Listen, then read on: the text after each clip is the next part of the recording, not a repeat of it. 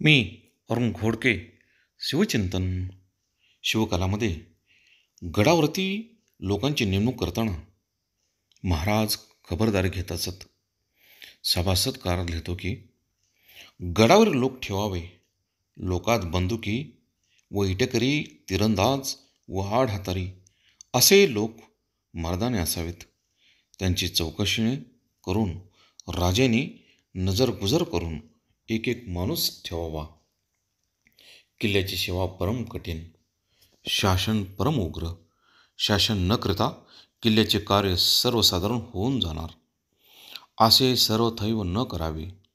शरीरासंबंधी आप्ताविषयी अथवा त्यांचे मार्फत लोक अंतर पडिल्या शासन करता आपणास संकोच, असे लोकास किल्ल्याचे मामले सर्वथैव न सांगावे.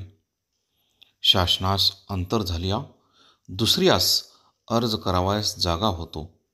भिडेने भीड वाढते, केली मर्यादा भंगतेच, तेच राज्य नाशाचे कारण.